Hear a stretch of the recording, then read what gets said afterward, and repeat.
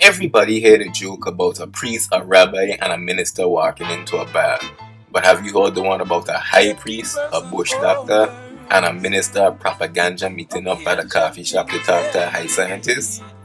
What a thing to tell the king. WEED Propaganda Radio presents BTS, the Bush Tea Sessions. When I set a melody in the evening, it's the same way. Right? Where you live in a house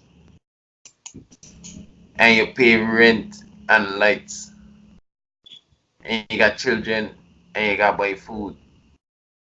That's enough to be a part of a system or government. You know, you got to pay lights, you live in a house, even if you don't have a job or you got a job. So it's like you can't be ignorant to them facts. You know, it's not like you're in the hills or something. You know, and where you know what I'm saying. And even if you're in the hills, it depends on which hills you're in. Because if you're in the hills surrounded by the government or by the city, that you have to depend on the government in certain areas, it's like there's no getting away from that. I mean, some may say to the contrary, you know, because up to now, I think the great president, Trump, the president, you know what I mean, has he declared his taxes yet, or showed his taxes, or showed that he paid taxes? Because I've heard about the golden unicorn, where there's always say on the internet that it's not mandatory that you pay your taxes, and if you have the right legal know-how, you could weasel your way out of it. But some may say that's a myth. The right know-how, like I said, only way I know is through the Moors, and I don't even know if they exempt from paying taxes, because if they, like I say, if you operate in a business in their town, you know, you still have certain levels of obligation to the system, regardless to if you operating as a person within your own natural nationality. In a system, there's some levels of obligations. You know, you know, them is simple things like you can actually, the direction is in doing these things, it betters your situation. You can't worry about Trump because them guys, there's multi-millionaires. His situation and our situation is totally different. Like, not just being white and white privilege, you know what I mean, but who he is and how much money he got. You see me? So you like I would rule that out. People use that as a go-to to like, well, you don't really have to pay taxes. I was right because Trump don't. That's totally irrelevant because they're in a different bracket, class, everything. His circumstances and situations are totally different that most of us in a lifetime wouldn't even reach to see, to even understand what he talking about when he say he don't pay taxes. But you, as a small man, you can't use his quotes to live by, like those kind of quotes.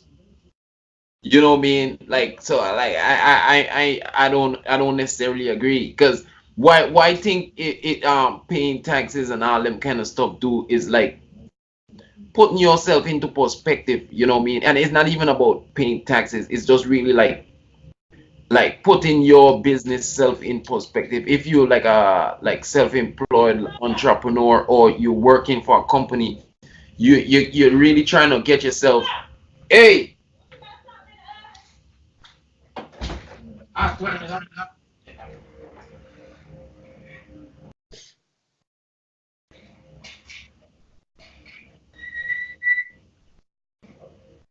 Yeah, we were just here talking about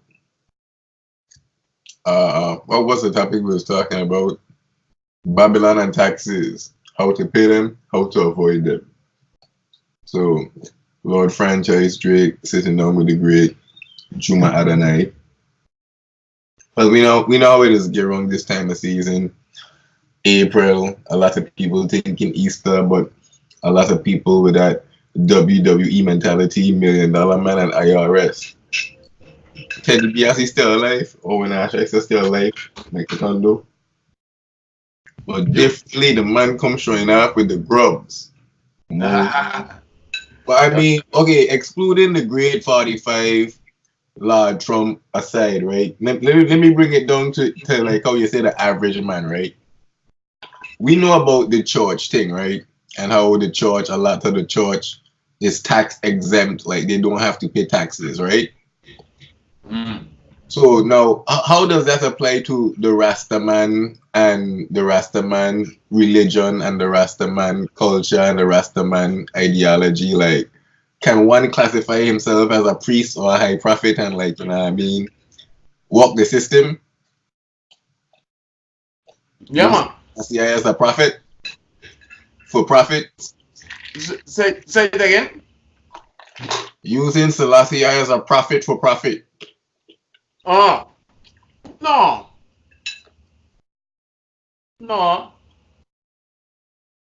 But I mean, is it possible? Can a Rasta man do it like how a church man could do it? Like avoid taxes? Oh, okay. I know what you mean. Yeah. I mean, you can't tell me just, I need some breakdown and like how this shit is possible. Okay. I think inquiry minds want to know. Okay. Why I say it's possible? Because that's a long story, you know. Well, that's one of the ways how Rastafari been breaking chains within the system, because back in the day they used to beat Rasta. You can't appear places and stuff like that. They even had dreadlock policies. But things had changed a little bit, because, for instance, like when Rasta gather at the tabernacles and stuff, they used to break down the tabernacle and lock you in jail and thing. Until... For real? Wait, in Yeah. America? In the island. Well, you gotta clarify, because we were talking about America. We know Texas really don't exist in the islands like that, but yeah. Continue. No, but they the level of discrimination were crazy. But even though that don't apply to America, but when the races start to put like their churchical order in perspective based on where they at, it had somewhat to do with the government and the state, because these people had to leave us alone based on human rights and act like, well, these people are practicing their religion, and based their religion is like they use herb as a holy sacrament, so they're exempt from like well, you shouldn't beat them or lock them up because it's their right. Let's use the terms prosecute. You shouldn't prosecute them or persecute them. Right, because it's based on their religion. But they know our way of life or our culture had to be characterized, or not even they had, but were characterized, or they use that vehicle of characterizing our culture as a religion to get the passes that's needed, like in terms of the recognition that is our rights to, practice or to this or to that or whatever. But it had to be in perspective according to the system that we're living around, that what we're asking, and it fit in the category of religion. And if it fit in the category of religion, then like what you asking, like, can a Rasta, because it have been done, it's been done, and even his man, well, and that's another story, but like I mean, if it relates to your message and your point, use it. Or no? Yeah, but it's basically being done to put things in perspective. So now everything that comes with a church that's established in the Western Hemisphere, like to say, well, whatever church denomination, whoever started this church. Let's say like the Ethiopian Orthodox Church. Yeah, perfect. That's what we're going to bring up.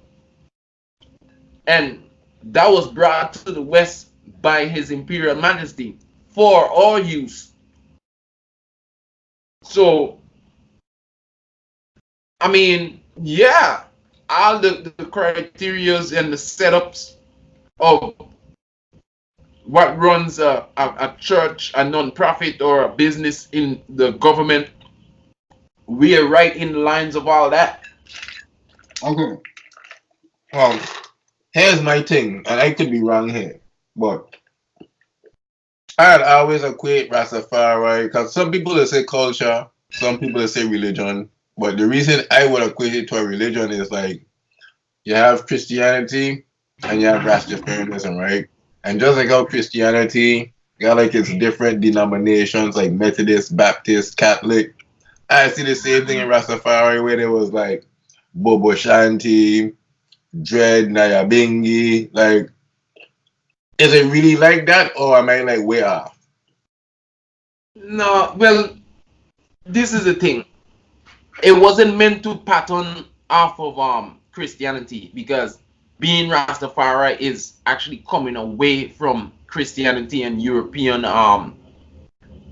indoctrination or state of mind. So Christianity is considered something that we are being indoctrinated with. So like we're not really trying to follow their pattern, but after the years, what had developed was different types of races, not based off of Christianity, but you see, because of how we live in this society and how we been taught, is like everything have to go in accordance to that blueprint. Or when people hear things or see things, it's you're seeing it through that perspective of the blueprint, that foundation that we've been brought up off of Christianity, or that legacy that we've all legacy have been stolen, we were given Christianity. That has been our foundation. So even if we go away from it, or the people that haven't gone away from it, they look through that perspective. So it, because I heard that question plenty times, but there's a, like for instance, How many how many different Rastafarian orders are there that you know of? Can you name them? is the thing about it, we know that is one Rastafari. What makes a person Rastafari is that you call on His Imperial Majesty as your returned Messiah, the King of Ethiopia. You acknowledge him. You acknowledge that the Most High is in flesh through that person right there, direct. So a Rasta identify His Majesty, but it I don't know how to really I lost track of where part I was right there. I ask the question again there. How much different Rastafarian orders you know? Yeah, yeah. So I was saying the basis really is on His Imperial Majesty.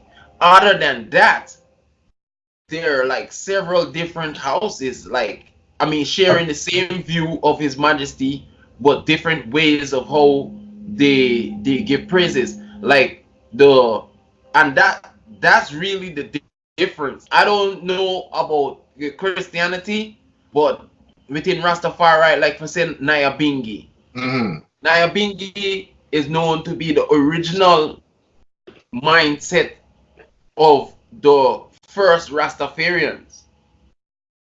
And I can't even put it like that, because some of the first Rastafarians was not really dread, like guys with dread that. Well, okay, but no, hear the thing, right? This is my thing from this is my little high stance here, right?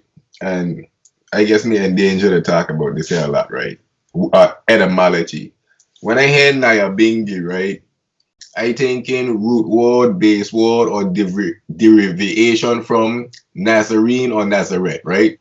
And we all know about the Nazarene vows. Alright.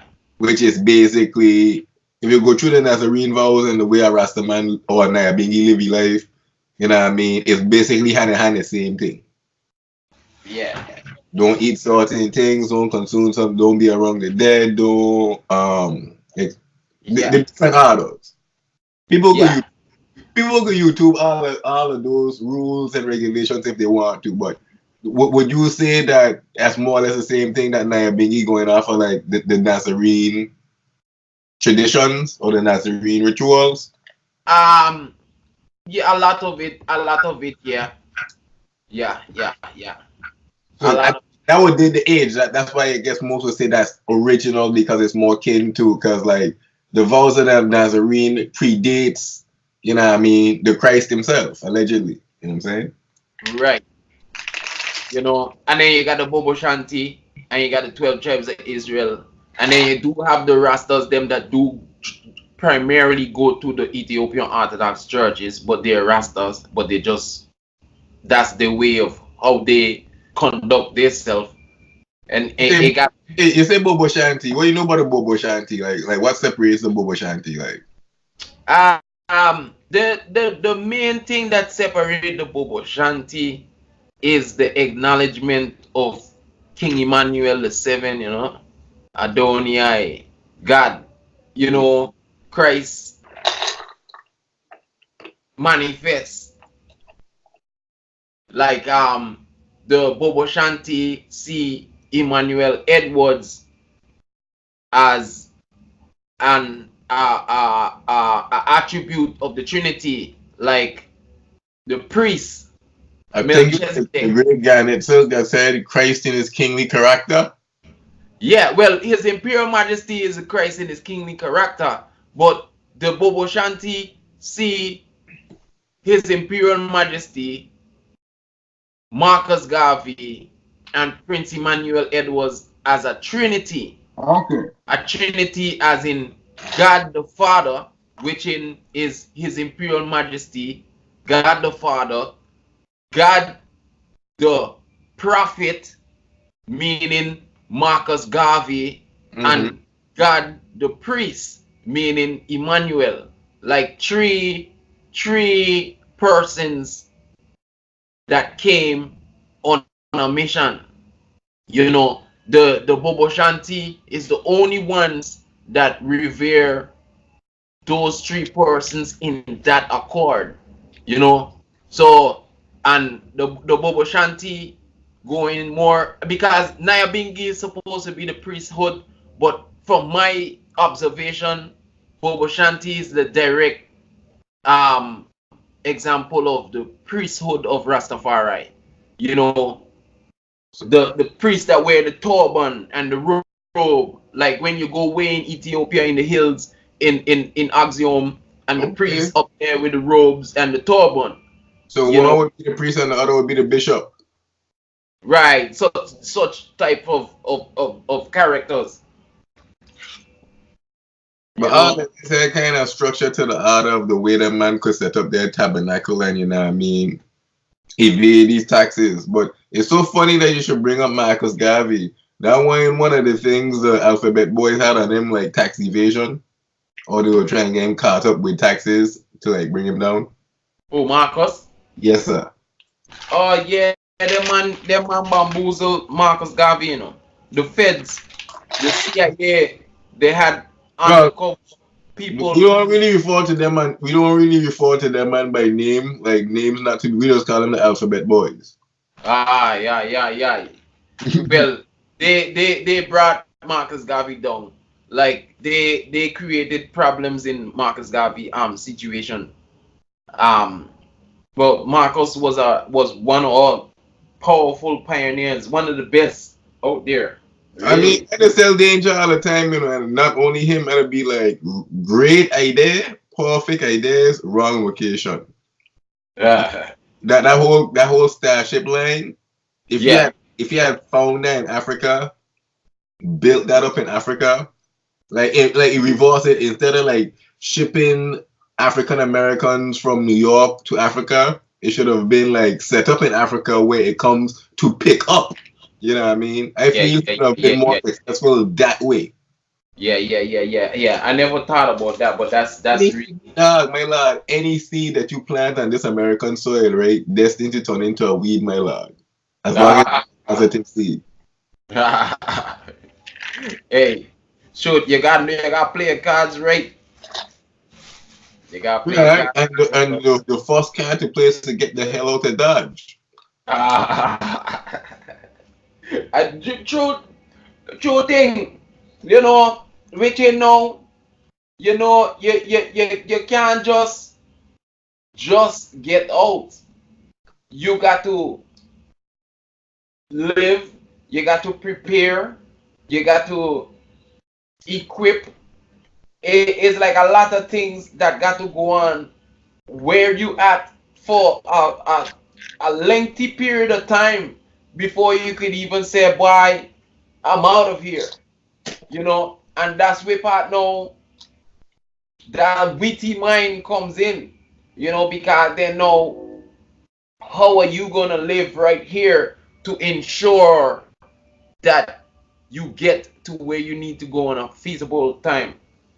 My thing is this, and this is why I bring up. Well, I'm glad that you bring up Gavi. I guess this is how the Most High does work in the universe, right? Yes, I. The times that we living in now, right, compared to the times that young Marcus Garvey, we talking about, let's say 19 to 27, right? Yeah. That he went through. The oppression, the bigotry. At what point do us, in our modern day minds, looking back at history, when do we say enough is enough before we pull the plug and like, yo, what the hell we waiting around for? Like, yeah, time to get. How worse does it have to get before common sense kicks in? Like, fight or flight. Let me not say common sense. Let me say root chakra. How worse does the situation have to get for the black man, the African man, the Rasta man, just any man that trying to do a thing in general before fight or flight kicks in?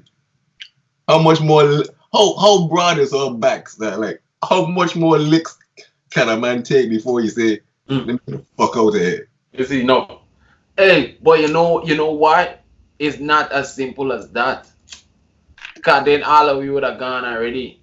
Or most that just wanna go. But it's like precise planning. Like for instance, you gotta before a person that I've known that actually reach Africa, that live in Africa now, like their journey, before they actually did that, they visited, they make preparations on that side, you know, in terms of where they're going, what they're going to do, who's entreating them, made communicational connections. Like a lot of stuff gotta be checked off. Like that takes a certain amount of time on top of your daily living right where you're at, because your daily living really is what capacitates. You know, you have to have leverage, making enough money. So then here now there's a lot of people that's not making enough money, so that person got to get to the point of making enough money to have enough leverage to even start planning, taking trips, setting up situations. That's what I mean that it takes time, and everybody got different situations now. But that doesn't, it don't just stop there. You know who the pressure need to be going on? These bombaclat billionaires were all over the place. The pressure or the fire? The fire, because hold that out there again. I call franchise.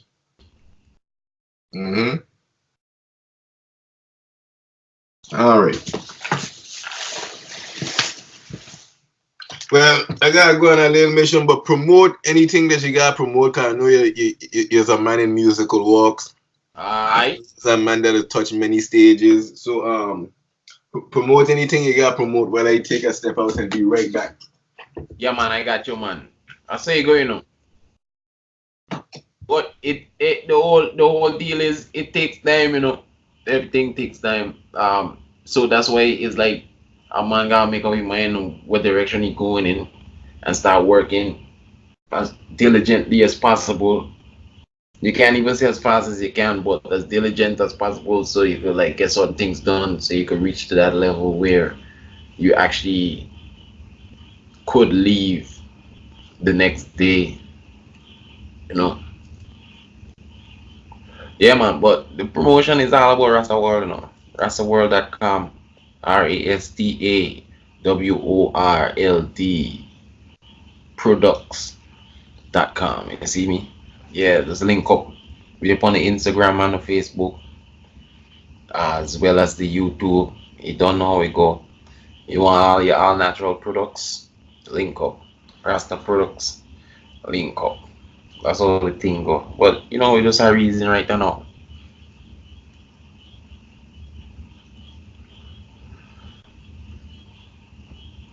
Big up yourself. You're on a pause right now.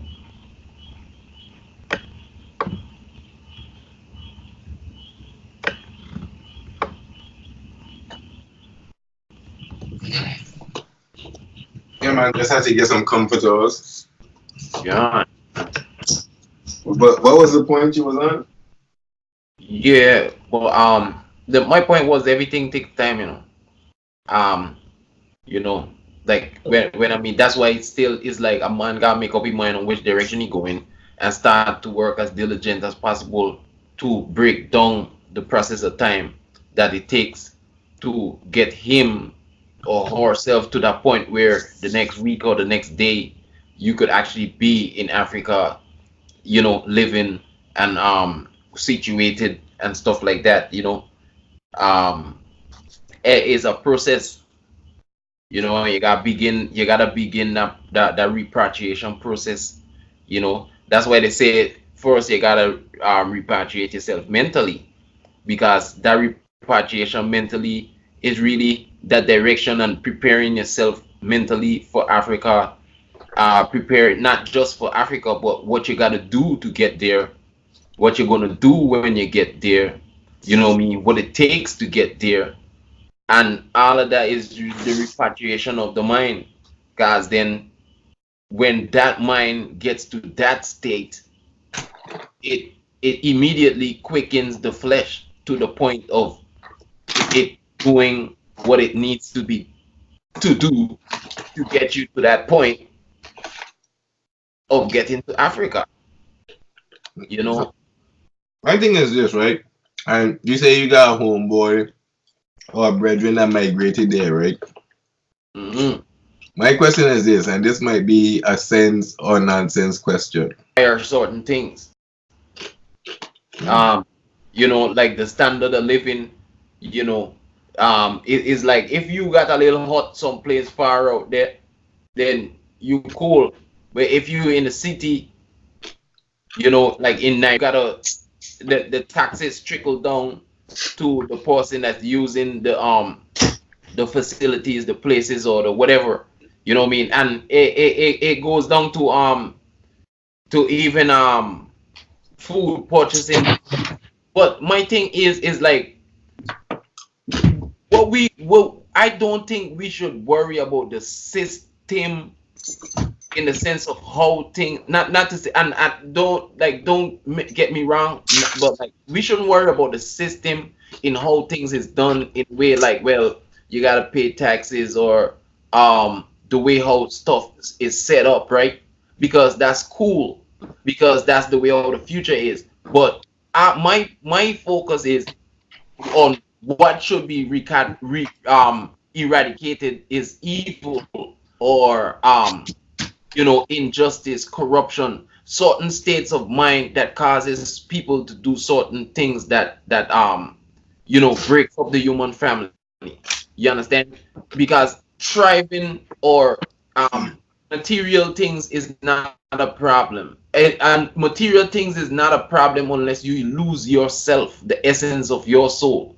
So if you're a person that's intact, then materialism is nothing, in the sense of what's our big problem is not materialism or advancement or order, or you know, because all that is just really kind of like order. Okay, let's put things in perspective, let's make things run right, level, let's manage stuff. So the people of the world, we're managing things, that's cool. The main problem is evil, jealousy, you know, corruption, injustice. You know, when we take things too far, on these different types of levels. I firmly That's mankind on a whole, though. If you leave mankind to his own devices, well, you see, that's the big problem. You know, that's why me personally, when it comes to learning about even systematic things, as being a Rasta or a cultural man or spiritual man or whatever, I don't think it's a problem.